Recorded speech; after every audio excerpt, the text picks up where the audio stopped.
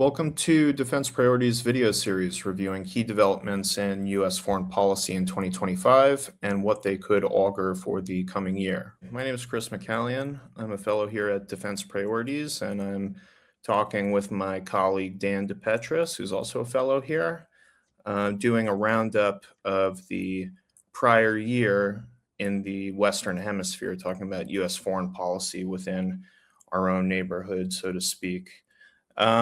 Dan, how's your new year going? Terrific. I've been actually in Mexico for the last month, and I don't think I want to leave. I might move here. Nice, nice.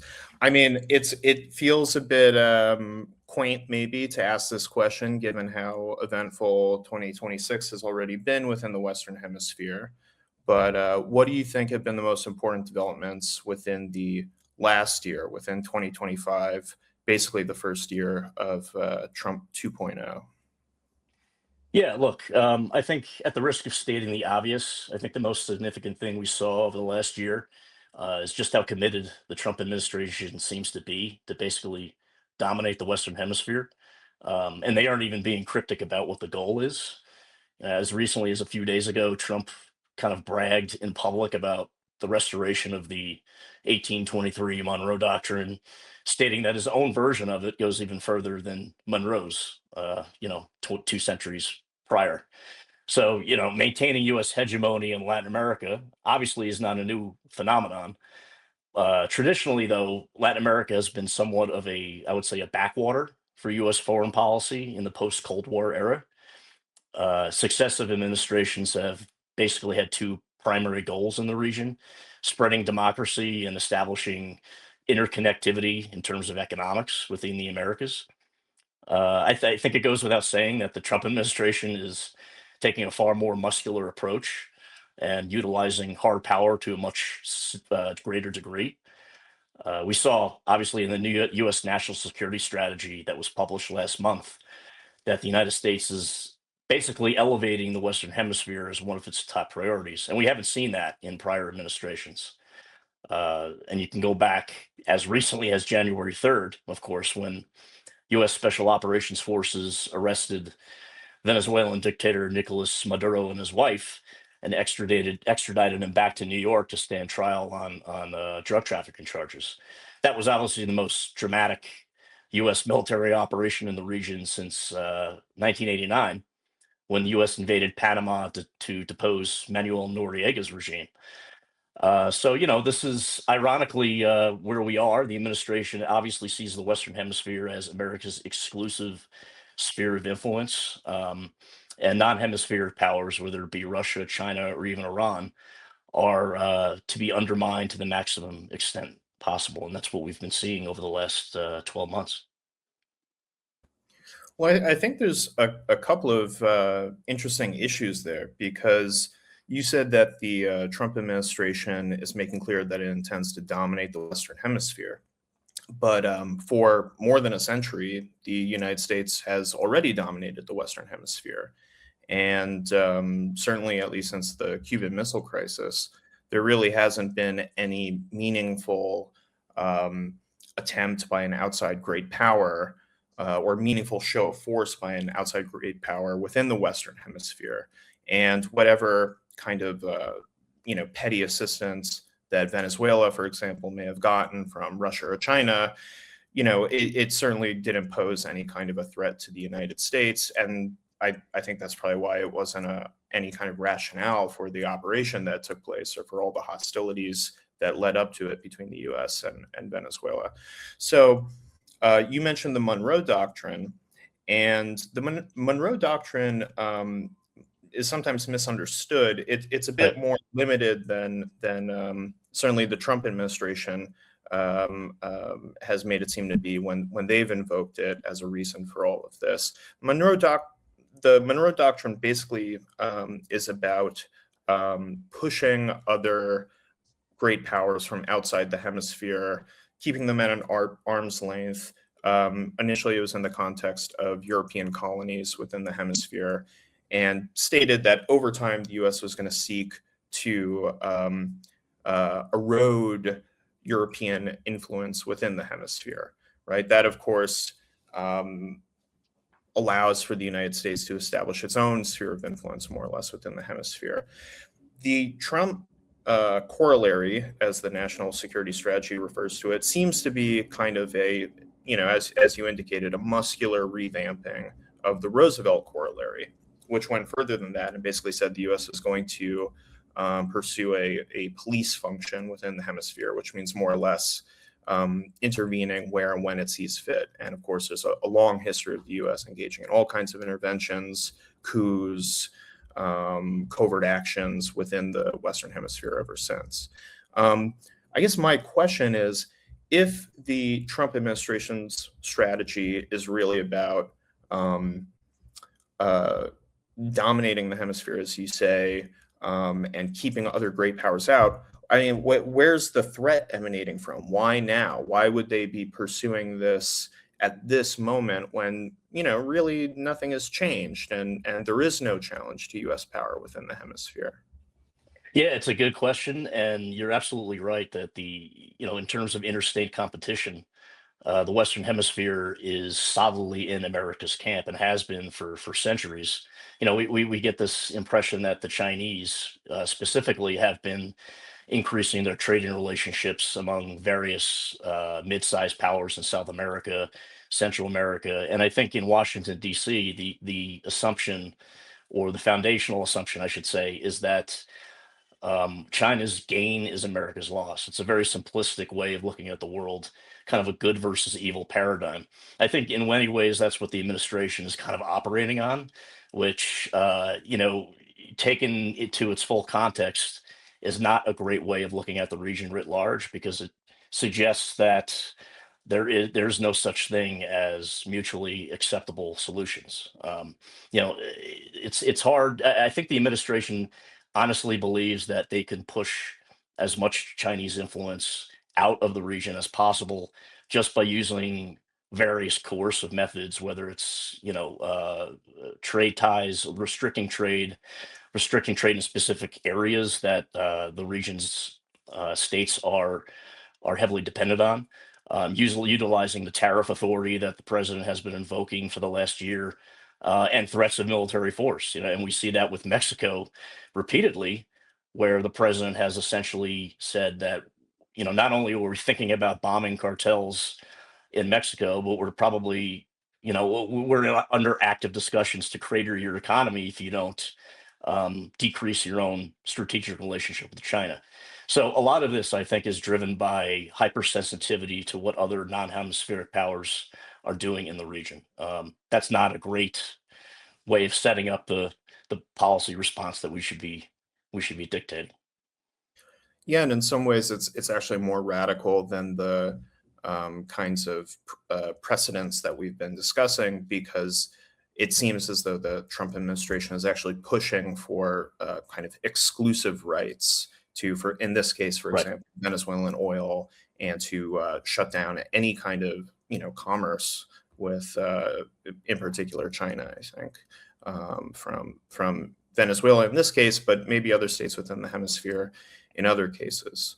Um, Moving on to 2026, I'm wondering what you think is going to happen and what you would like to see happening. I mean, obviously, this very dramatic operation has opened up a whole series of questions, not even as subtext. I mean, Trump has explicitly said that, Colombia and Mexico need to look out.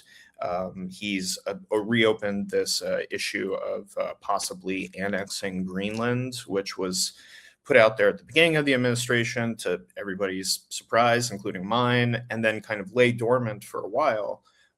That's obviously itself a more complicated issue, because Greenland is still formally a possession of a formal NATO ally, Denmark.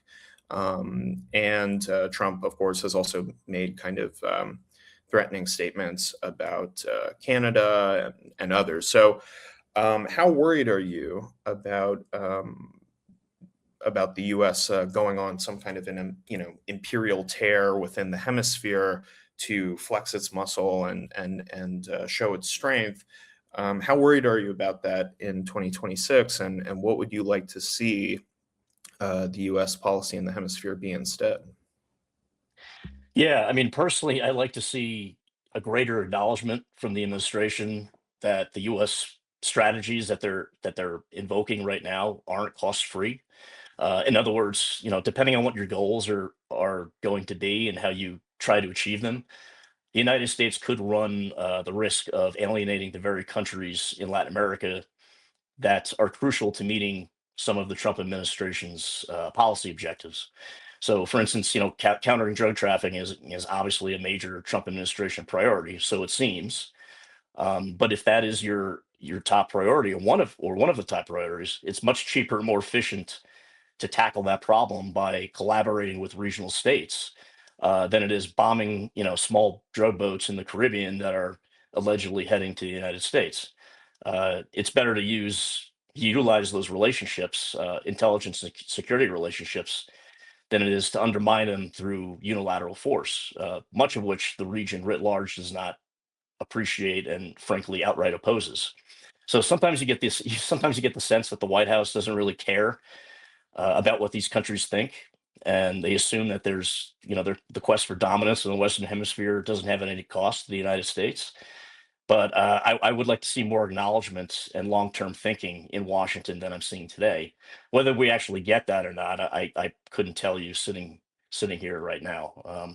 I am concerned about the notion of Trump acting even more aggressively in the region, just because the Venezuela operation on a tactical level succeeded pretty brilliantly. I mean, it seems like from a tactical military perspective, the operation as it was planned was very well thought out and coordinated, and there was not much resistance from the Venezuelans. Although there was, of course, casualties among the Venezuelan security forces, as well as Cuban security forces that were guarding Maduro and his family. Um, And it I should do, be said civilians as well. and civilians, exactly. So I do worry that a successful operation like that could embolden Trump to pursue similar operations in other countries down the line. I do worry about that. Chris, I would also like to get your thoughts on the broader picture of the so-called hemispheric defense strategy, where the United States is essentially trying to keep non-hemispheric powers out of its own quote unquote near abroad. And part of this, I suppose, is the Trump administration uh, looking at Greenland as a key piece of that wider strategy. And I was just wondering, do you think the administration is adopting a classic hemispheric strategy or approach, or is it more quote unquote imperialism? I mean, and I hate to use that word, but that to me at least, it certainly looks like we have 19th century imperialism uh, on the stack of papers in the White House. Maybe it's just me, but I'd like to get your thoughts on that as well. I mean, that's the way it looks to me too. And in fact, I think that's what the administration appears to be trying to broadcast, right? I think they're embracing that kind of language and that kind of image. I think that that's, in a sense, the particular way that they're interpreting some of the "Make America Great Again" message. They're kind of people like Stephen Miller are kind of making this argument that if you look to when America became great, it was basically involved in this kind of colonial imperial kind of venture.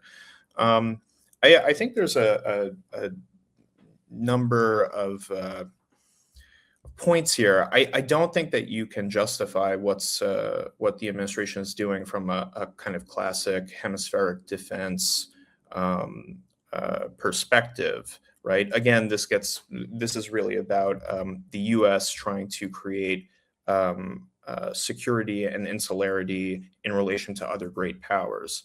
I think that the way that they're acting requires some other level of explanation.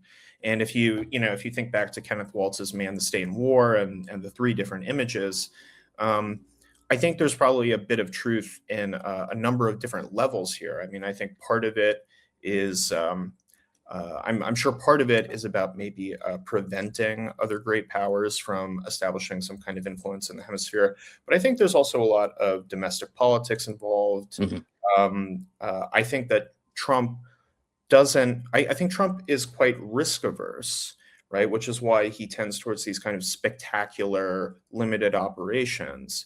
At the same time, I think he likes appearing powerful by wielding military power in, I would say, arbitrary ways, right? So there's a bit of that, and I think there's almost a kind of a psychological dimension to that too. I think the in a sense, I think it's a way of kind of flailing against the perception of relative U.S. decline as China has risen.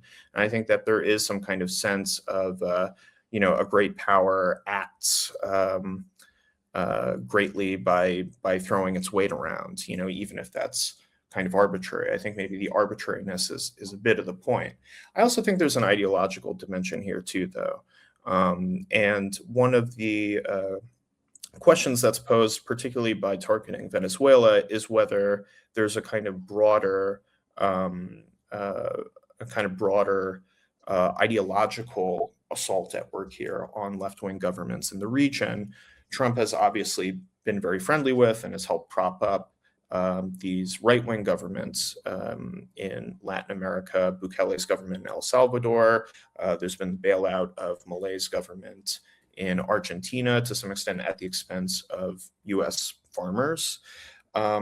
At the same time, when Colombian President Petro weighed into this whole growing hostility between the U.S. and Venezuela, Trump also declared him to be a narco trafficker. Right. There's been all kinds of, words exchanged, and there's also been maybe more dormant, a little less acute, but some level of hostility between the Trump administration and Lula's government in Brazil over their prosecution of former President Bolsonaro, who Trump was very close with.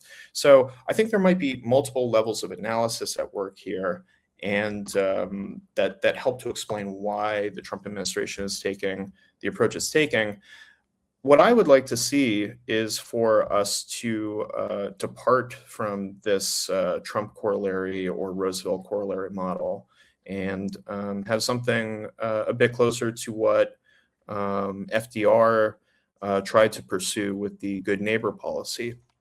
Maybe not, identical or exact in all its specifics with that approach, but something that would revive the spirit of that. I think that there's no, I think whatever tiny margin of power the administration assumes it's accumulating by engaging in this aggressive action within the hemisphere, I think over the long term, it may be working more to its detriment by, as you alluded to, pushing other countries in the region to seek outside options to hedge against U.S. power, right? And if we talk about Greenland, for instance, that would have major consequences for NATO, and we have to start thinking about what, if we have a hostile break with the Europeans on our way out of NATO, what direction does Canada go in, right? Will we revert to this kind of situation we had even in the early 20th century, where